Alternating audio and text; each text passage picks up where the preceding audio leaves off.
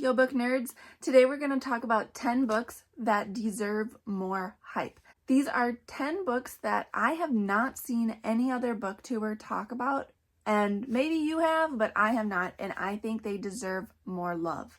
So I want to share them with you. These books in this video are all standalones, but I have quite a diverse set of books for you, so I think anyone could find something they like on this list. You guys know me, I love my classics, so I have one classic on this list, so let's start with that. William Shakespeare, As You Like It. Nobody talks about this play when they talk about William Shakespeare. I think As You Like It is hilarious. It is one of his comedies, and there's just so many layers to it, and it's so entertaining. I think it's worth the hype. You should check it out. Up next, I want to talk about For One More Day by Mitch Albom. I read this a year or two ago, I can't remember exactly, but I picked this up simply because it was short and it blew me away. I think anyone dealing with grief or the loss of a loved one would get something out of this book. This book was extremely cathartic for me, and it explores the idea of what would you do if you had one more day with that person that you lost, that you love. What would you say to them? What would you do? And how would it change your life? And we're following a man who has kind of gone off the rails, and he ends up having one more day with his mom. And it's so powerful, and I just can't recommend it enough. Maybe you're in the mood for something lighter, totally understand. I would recommend Full Tilt by Neal Shusterman. This is a young adult thriller. It is so good. It keeps you on the edge of your seat, and it's a wild ride, literally. There's rides in this story. A group of kids discover this carnival, and there's just one catch. When you go in, you're not coming back out. You have to ride to survive. And it is such a good book. So good. All right, you guys know that I love Ellen Hopkins, so I'm going to recommend the first book of hers I ever read in my life, which is Identical. It seems chunky and long, but it's all written in free verse poetry, so it goes super fast. This book was so good, and I did not see the ending coming. It took me by surprise. But you're following these two twins, and you get both of their perspectives, and you get to see tension between their relationship and how it affects them with others. Trigger warning for SA. There is some SA going on in this book, but if you think you can handle that, then I highly recommend checking this book out. If you've never read Ellen Hopkins, I don't think you can go wrong by starting here like I did. I was not disappointed. All right, I know that it is Easter time. I know we just had Easter. It is April, but I'm going to give you a Christmas book right now. A Christmas Story by Jean Shepherd. So many people I know have seen the movie, think the movie is amazing and hilarious, which it is. I love the movie. But the book that it is based off of is hilarious too. And you know what? Here's my reasoning for giving it to you now. There is a scene in the book, unlike the movie, that takes place at Easter time. So, it's an Easter book too. It's not just a Christmas book. So read it. It is hilarious. It is short. It won't take you very long. And I never hear anyone talk about the book. It is also published under a different name sometimes. So originally it was published under In God We Trust, All Others Pay Cash. So after the movie came out, it was renamed A Christmas Story. So you might find it under either name, but it is worth the read. It is hilarious. So good. But you are following Ralphie, a young boy just trying to navigate life, dealing with bullies, and all he wants for Christmas is a Red Ryder BB gun. And nobody wants him to have that. And so it is such a good, lighthearted, funny story. Going with the movie theme, another movie I see people talk about all the time, people love it, The Freedom Writers. The book The Freedom Writers is amazing. The full title of the book is The Freedom Writers' Diary: How a Teacher and 150 Teens Used Writing to Change Themselves and the World Around Them. And it is written by the Freedom Writers with Erin Gruwell. And this is a collection of journals from Erin Gruwell's English classes. And these kids and their stories are amazing. Like, they're so inspiring. I can't even describe to you the emotions you'll get reading this. These kids are dealing with terrible, terrible things. It takes place after everything with Rodney King, and there's a lot of racial tension, and these kids are being bused to a new school for integration purposes, and it's just hard. And what these kids are dealing with and the odds that are stacked against them, it's just like, there are no words. Like, I just can't tell you. You just have to read it. It's so inspirational, the way these kids overcome all these odds. And Erin Gruwell is such an inspiration to me and to other teachers that I know.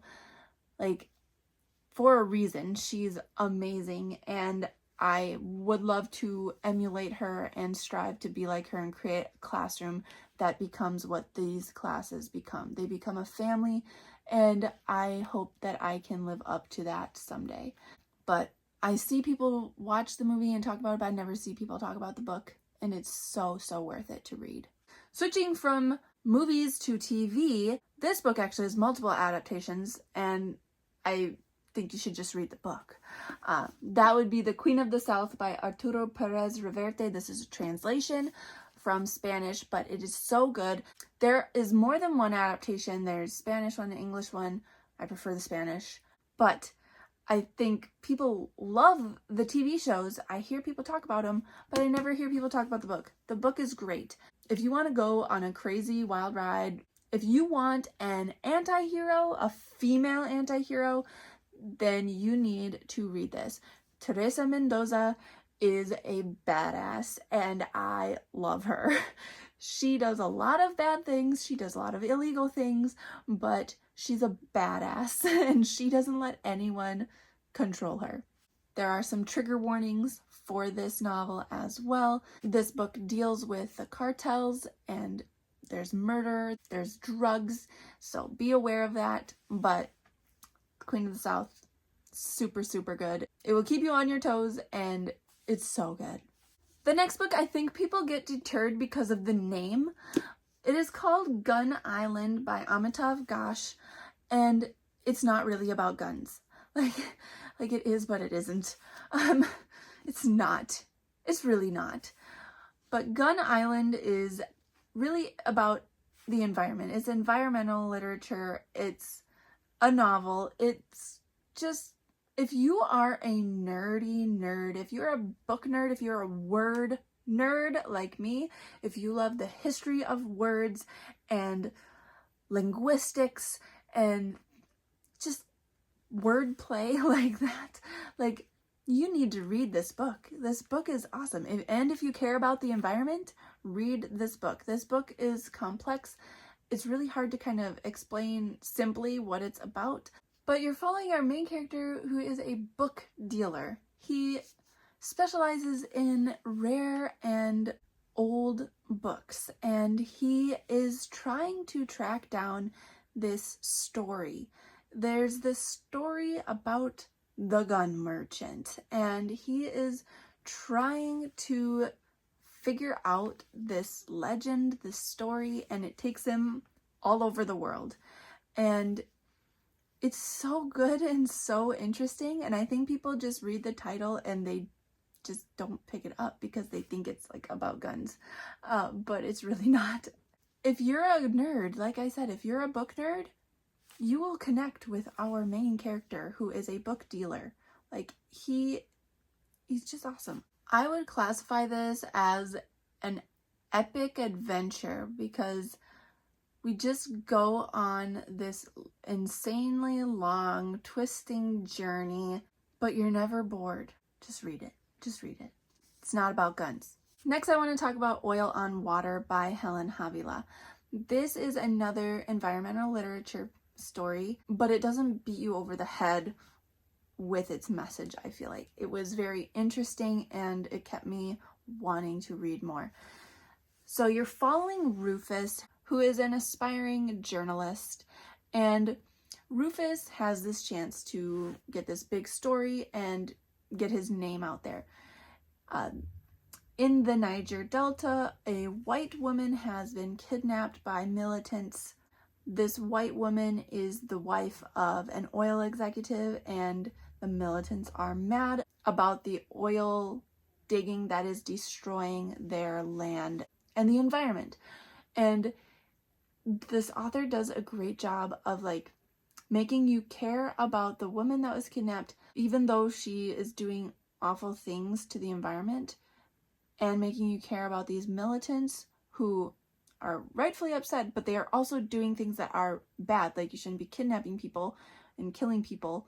But this author does such a great job of making you care about both sides, and it's not just black and white. Like, both sides have bad things and both sides have good things. And so it's just such a great story, and I just think nobody talks about it, and it's such an important issue, and I just recommend this. Read it. Read it. The ending, like, I want to tell you about the ending because I can't without spoiling it. If you want to know more, I do have a review for this. Go watch it. But the ending has a purpose, and like, that's all I have to say. Like, some people are gonna like it and some are not, but I think it's important to have these kinds of conversations. Read it. Just read it. Just go do it. Read it. All right, my last book for you is House of Many Gods by Kiana Davenport. I love this book. Like, I have not stopped thinking about this book since I read it. I love this book so much. Did I get that across? This book is amazing. This book is such an insane, wild ride. Again, it's environmental literature. I like environmental literature. I think it's important. I care about the environment. But we are looking at the environment through this family that is insane. And they are messy. They are interesting. Our main character is unlikable. And oh my gosh, you get a few different POVs in this story, and there's so much to talk about with this story. And again, I have a review for this. If you want to know more, go see it. I want everyone to read this book. If you pick any book off of this, like if you want to pick one book off of this, like pick this one. Like, this is the best one. They're all good, but like, this is so good, and nobody talks about it. But you're following Anna. Maybe it's Anna. In my head, I said her name as Anna, but Anna is very unlikable. She's a bitch. She's just mean to everybody. She's kind of wild and crazy. And for a reason, like, her family is kind of wild and crazy. There's a lot going on there. We could talk about it, but you just should experience it. Her mom abandoned her, and she didn't know her father. And so she's raised by her aunts and uncles and cousins, and they're different. They're very different. But at the same time, they care about each other and love each other deeply. And this story, oh my gosh, it's just so wild. You get Anna's POV, you get Anna's mom's POV, and she would be very easy to hate because why'd you abandon your child? But this author makes you care about her too and see her side of things. I never thought that an author could make me care about a mom that abandoned her kids.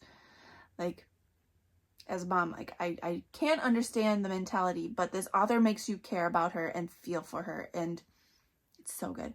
And there's even a romance in here. That was probably, honestly, my least favorite part of this book because everything else is just so amazing. But there's a romance in here too, even. And it talks about some important environmental issues that take place in Hawaii. So if you want a tropical setting, this is in Hawaii. And it's just so good. It's so good.